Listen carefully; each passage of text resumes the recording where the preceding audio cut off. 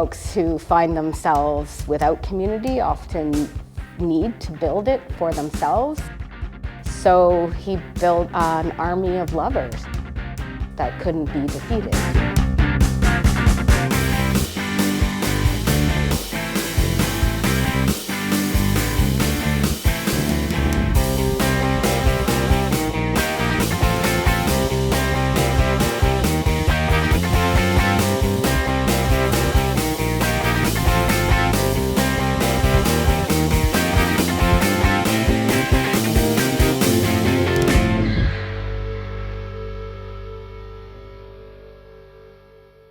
Will and I first met at OCA, and I'm pretty sure we met in our second year, which was really the first year of our program. It was sculpture installation.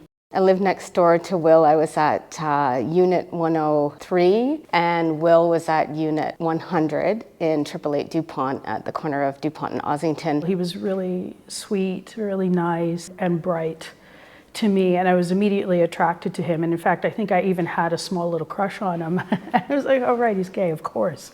That makes sense. One day I was walking up Church Street and he was postering, street postering for a party that was happening that night.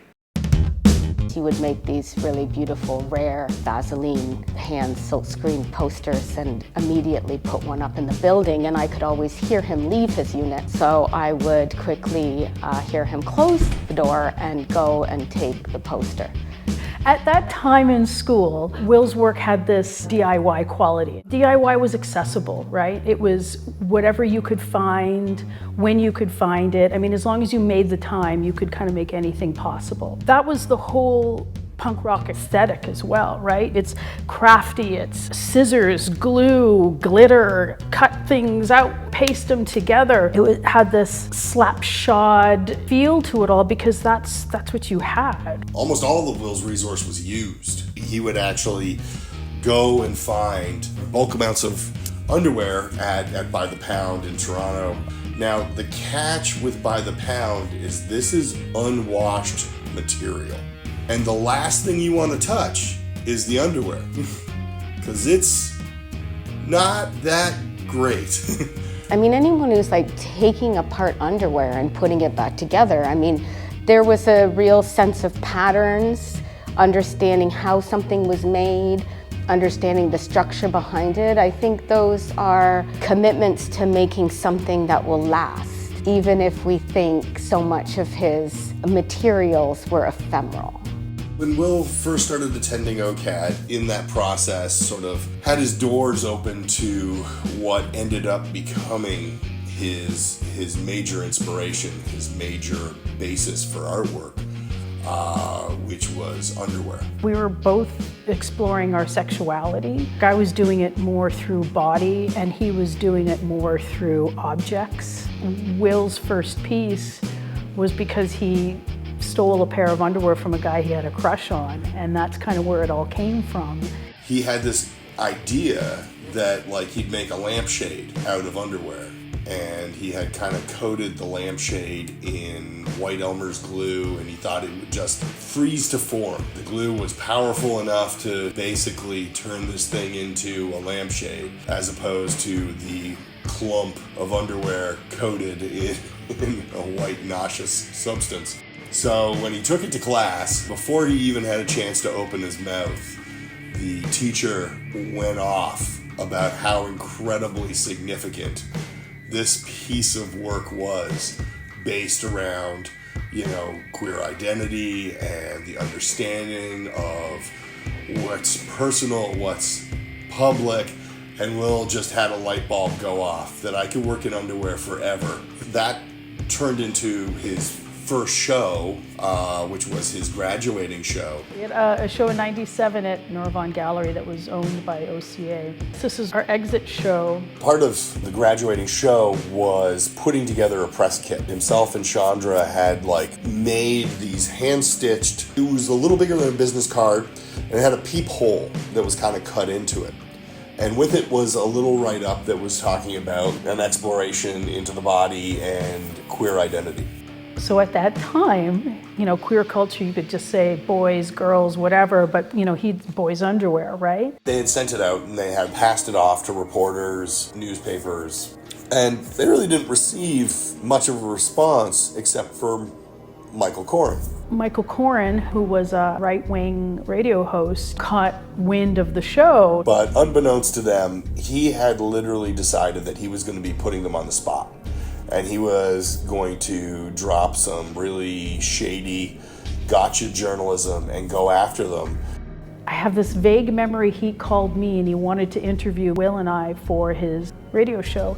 And Will was like, He wasn't having any of it. He basically painted Will as a middle-aged man who's creeping through kids' bedrooms stealing their underwear for art shows, which are all government funded, so we need to get rid of government funding. He was putting it out on the radio, and the response was coming back was horrendous. People were threatening to show up, burn the gallery down, drag people out of the gallery and beat them in the streets. It was so bad that Corrin at times was actually telling people, you can't do that, that's illegal.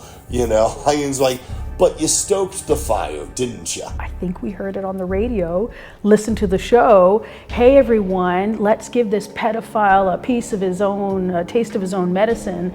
Send off dirty diapers to the Nora Vaughn studio at the night of the opening. But unfortunately, my parents had heard it, and my dad was so alarmed by what he heard, he showed up with a crowbar and was making sure people are safe. All in all, it didn't happen. It gave them a platform that may not have existed without this guy's ignorance. I think somebody else said this, but any press is good press. And I think that's true. When I was a curator and left the Art Gallery of Ontario for the power plant, I decided I want to work with the younger generation. And the queer art scene was one of the most interesting art scenes of the moment, with Jaja's lead gallery run by Andrew Harwood.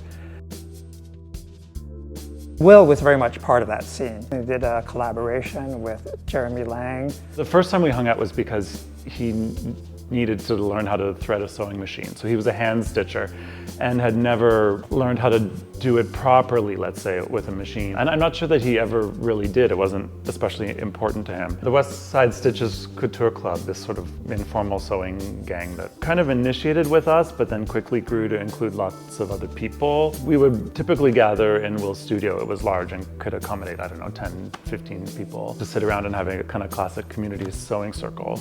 I think this compulsive way of working always amplified itself, stitched itself into other communities, and involved people in playful, joyous community events for fun. We typically would, between us, come up with the gesture for the evening. So the sash bash, where we made beauty pageant sashes for each other, loosely tying that to the Miss General Idea pageant, sort of in terms of a collaborative local lineage. He lived beside a grocery store that was open for 24 hours, and after we made each other beauty pageant sashes, we paraded them through the deli aisle,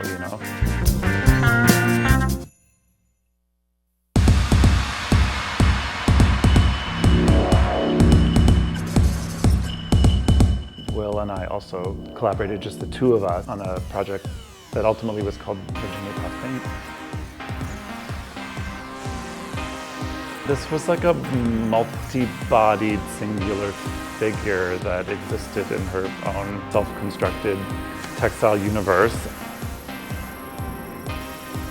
The show saw us create these costumes and various apparatus, all of which was sort of self-fuckable in every way possible, with appendages that could be rearranged at will. Big street-level window with a kind of platform that became a sort of bed for us. And we bisected the space diagonally with a wall that was worked through with various elaborate glory holes, I guess you could say. Viewers were invited to participate in our various delights and sort of played with us through the holes. On view of the street passing by. And this was a one-night performance with everything sort of just dropped. The detritus of it all just sort of dropped and left in place. It was sequins everywhere.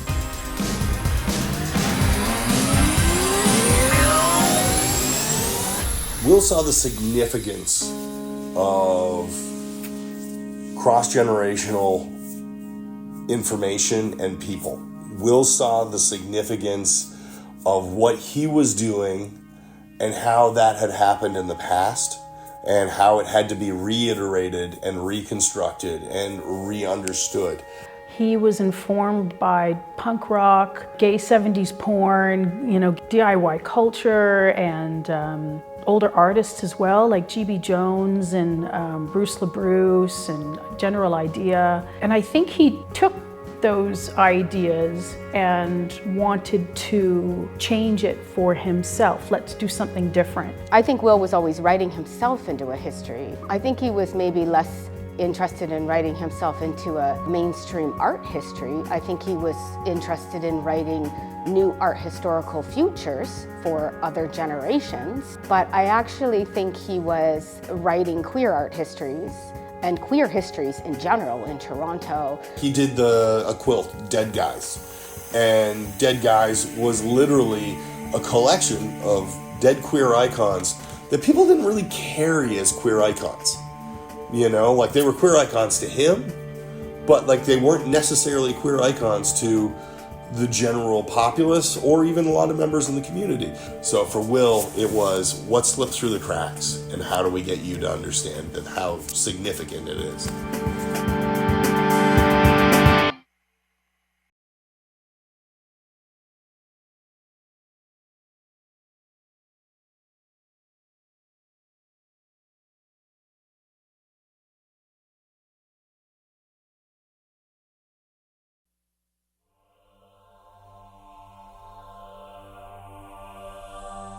When he unfortunately passed away in 2010, there was a little commemorative event right away at the Gladstone Hotel.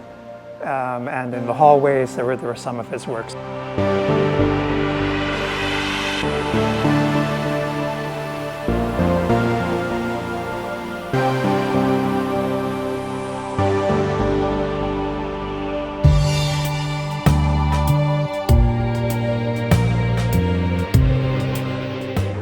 Immediately said to each other, we're going to do the show.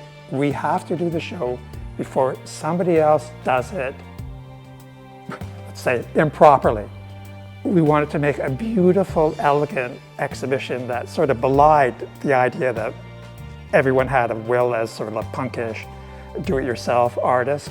And even for the art community, we wanted to show the breadth of his work because the art community knew very little of his work. We made this exhibition with an ethos of Will. So that summer, we installed the exhibition, but we were sifting through that material with his friends. This was the most developed exhibition we did at the AGYU with the care we took. We brought everything in, and it was everything. It was a comprehensive exhibition, so it did try to document all his exhibitions from 2000 to 2010. And so we tried to create those in nodes in the gallery, but of course everything was connected, in part by this spine of 7 or 8 vitrines that included chronologically all this ephemera material, stamps, embroideries, little things that he used to produce. And it was surrounded by his wall hangings, like his queer heroes, Klaus Nomi and David Bowie and Lee Bowery. As you sort of rounded the corner, you walked into the early anarcho-punk development, and then that would sort of transfix into larger scale underwear work, the beginnings of Will's first long-term relationship that intertwined into some of that work. Hanging from the ceiling like Tibetan prayer cloths were his underwear. And it would literally be 25 feet across the room, zigzagging back and forth, hundreds and hundreds of pairs of hand-stitched underwear. So it was this like pennants, like you were passing through these pennants overhead of all the underwear.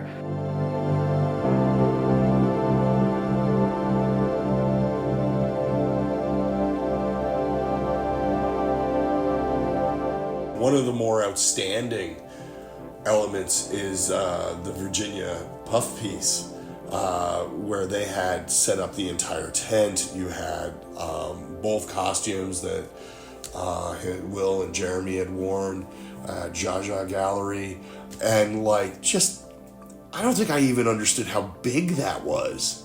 And on the back wall of the first gallery, from floor to ceiling, 18 feet by 25 feet, were rows of all his posters that he did himself or with other people as well, collaboratively.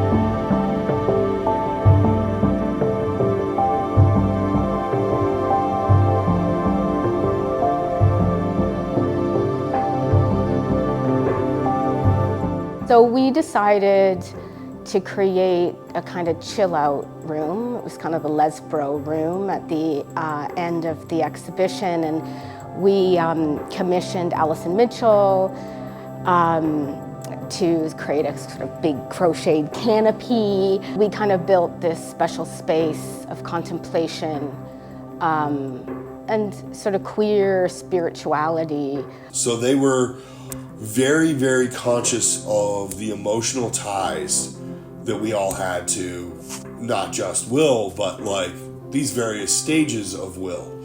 Because I mean, you're also watching as you get near the end, particularly towards the Cosmic Leather Daddy show, you know, him losing the ability to sew. And like, so some of the work that had gone into it had been put together by his friends. Some of it had been done by my mom. Like some of the macrame that went into the sex swings, my mom's work.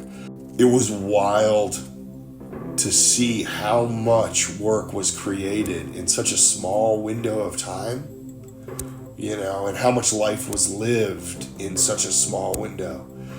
And to have access to that before having to have access to that with other people in the room was truly, it was like visiting a temple, you know, and you felt the significance and the specialness of what you got to bear witness to in that time frame.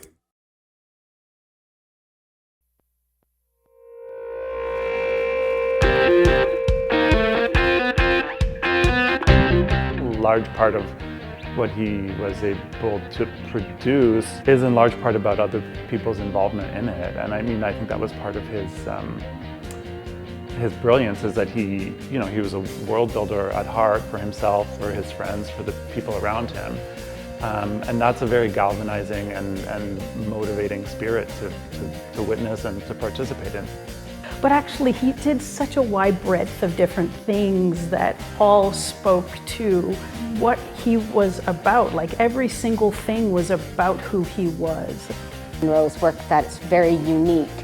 And I would say, even in all its ephemerality, it totally stands the test of time. I mean, I look at Will's work today and it feels like what some of the coolest artists are making. I think, you know, Will's advice for young students today might be, whatever you do it together. Don't try to be an art star. Our whole history, schools participate in this idea that you're an individual and you've got to be the art star. Will was so not that. And he would say, get it together with your friends, have fun, and do something. See what happens. Don't take it too seriously. Maybe people will take it seriously if you do something that has some sort of authenticity to it.